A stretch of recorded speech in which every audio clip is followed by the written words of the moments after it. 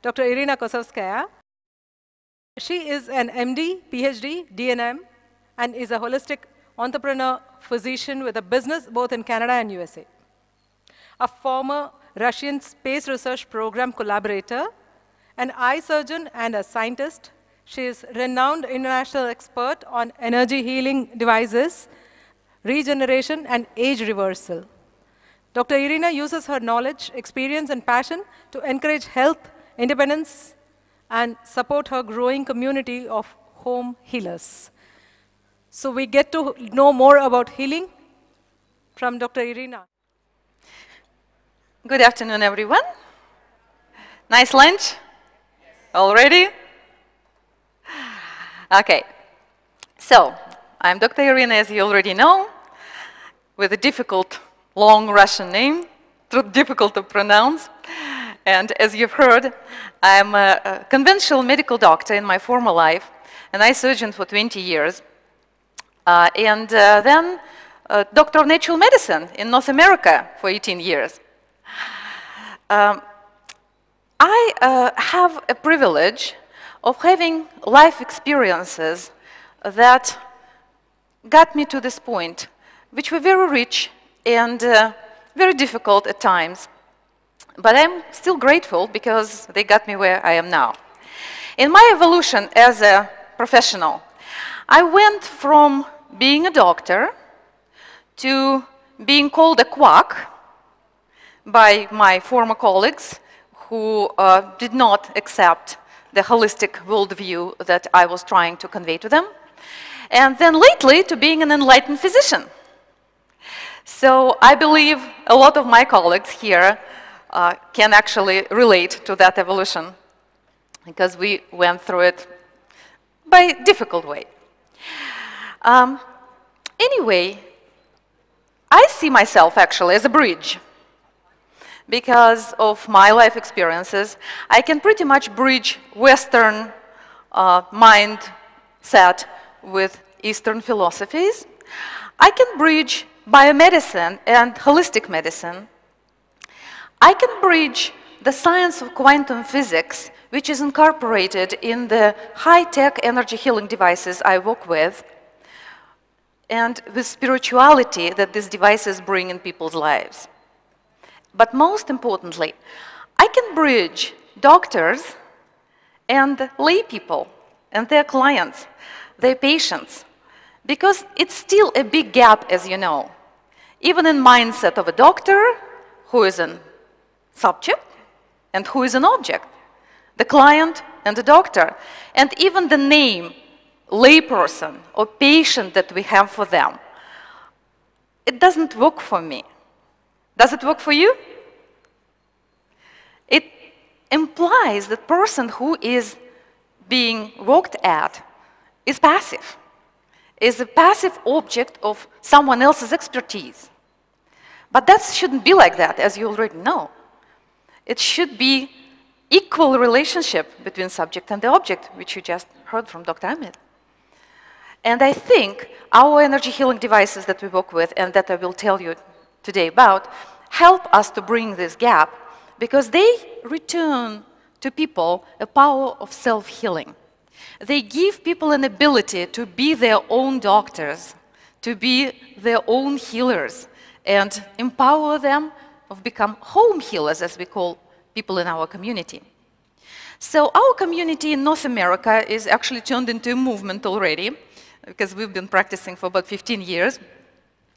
And I hope that this movement will come to India as well. So today I would like to tell you about these technologies that we work with, which is a high-tech, but they are still energy healing. Some of them come from Russia, some of them come from United States. I will be talking today about the most regenerative of the technologies because my topic today is regeneration.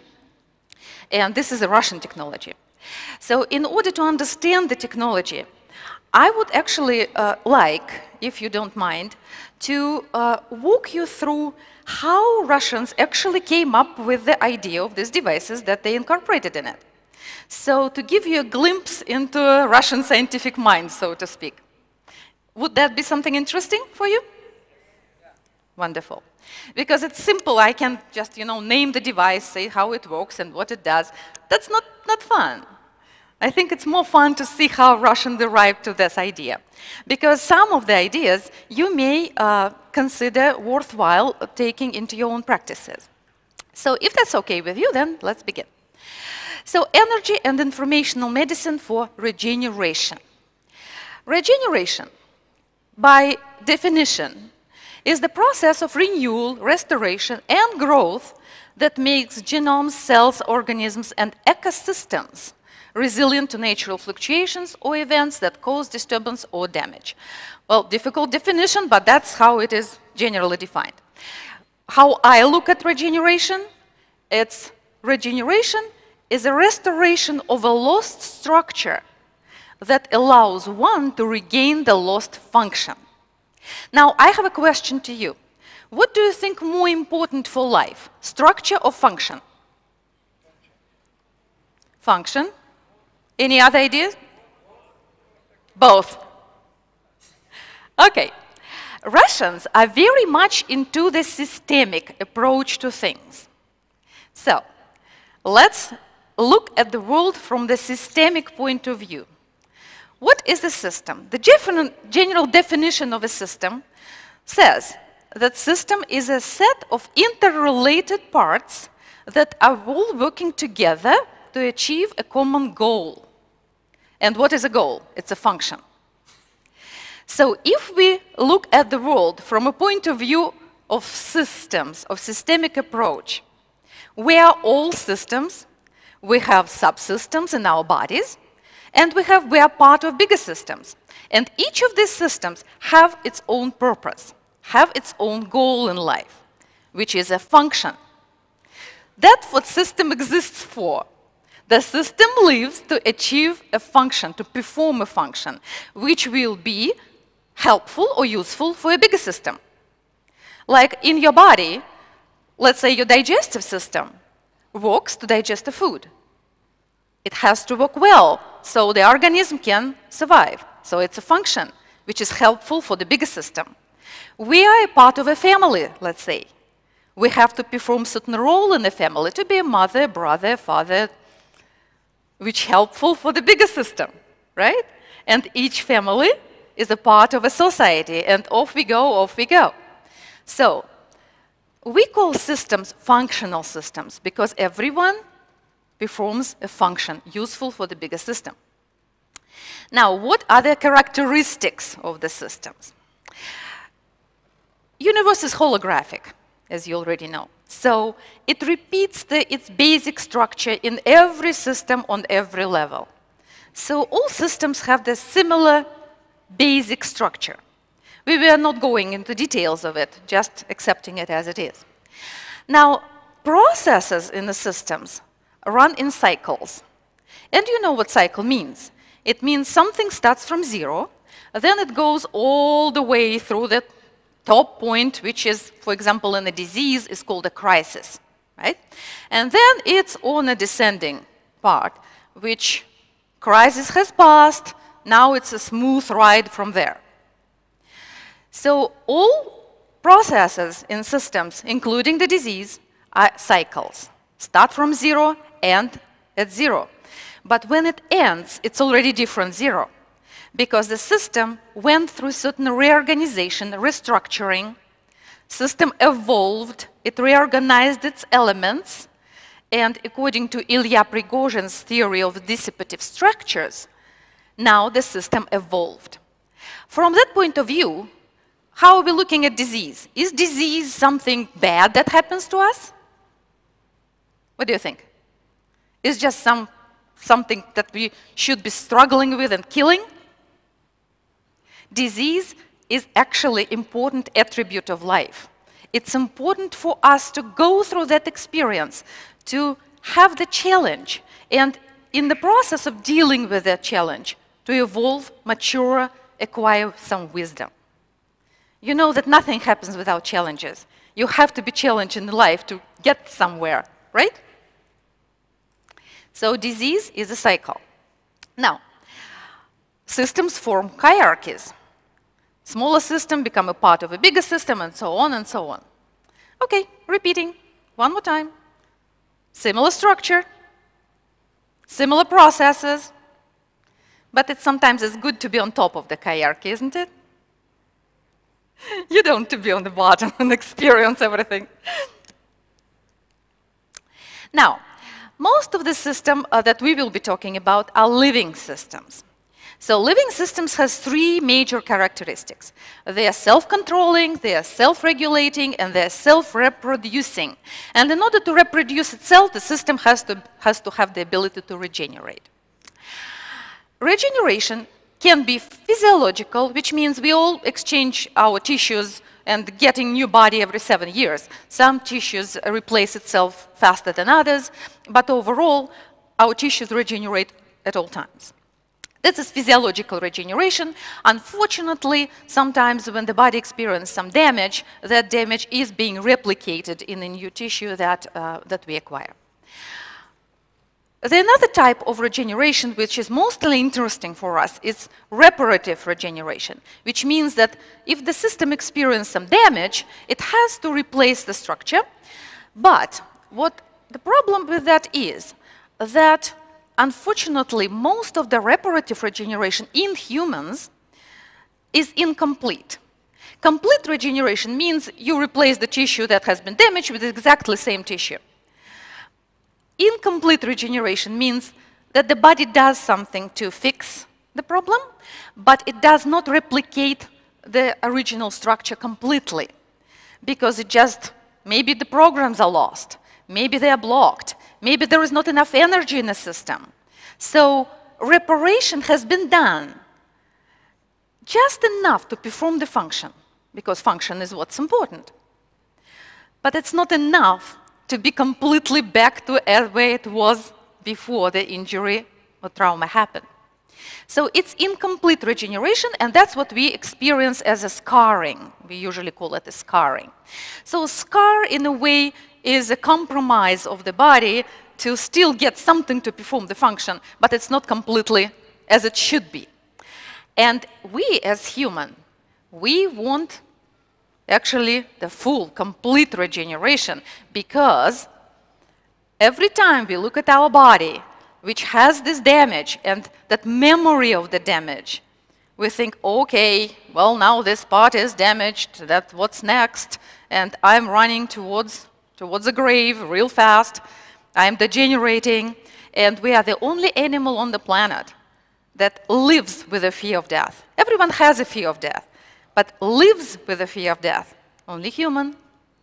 So we can project that if our body is decomposing, if our body is breaking or degenerating, as opposed to regenerating, then we are running towards the grave.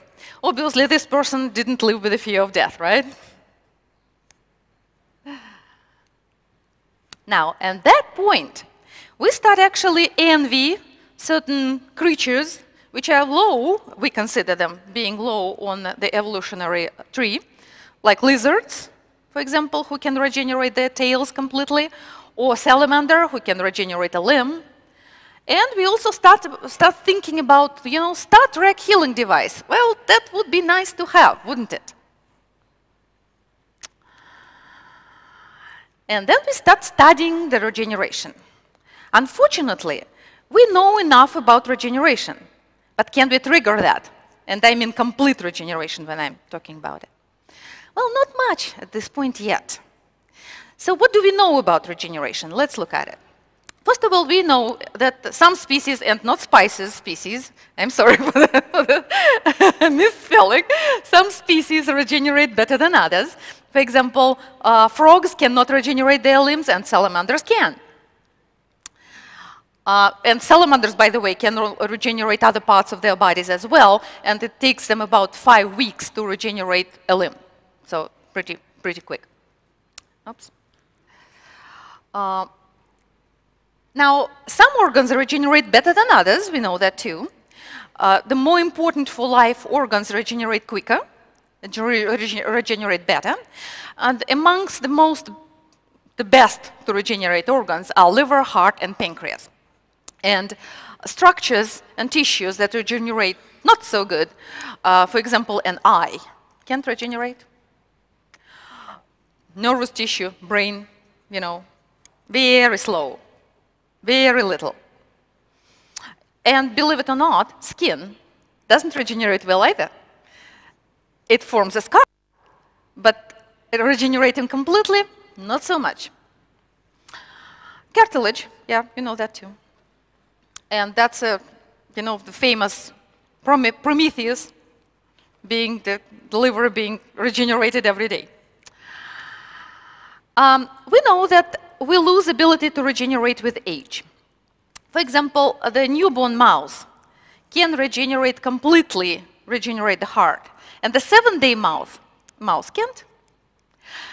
Small child, just born, can regenerate the end of the finger, but only if it's cut at the certain point, and I thought the point, If it's cut over here, not further, it can regenerate the end of the finger.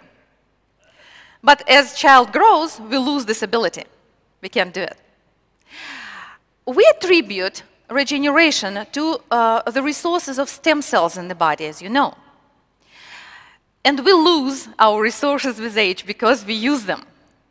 Stem cells are, as you know, unicells that can pretty much differentiate in any tissue in the body. On average, it's considered that for every 1,000,000 cells in the body, we have 12 stem cells when we are young.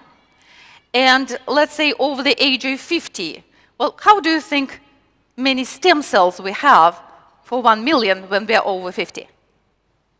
Ideas? 12 when we are young. One or two for every 1,000,000 cells in the body. So our ability to regenerate goes down with age quite substantially. Now, we also know that in the basis of regeneration, there is DNA. DNA molecule that replicates the proteins in the body and replaces the damaged tissues. We also know that major mechanisms of regeneration include rearrangement of pre-existing tissue that already is there, use of stem cells, and also de-differentiation of cells that exist, and then transdifferentiation of them into something new. Let's say blood cells can de-differentiate and then transdifferentiate to some other tissue.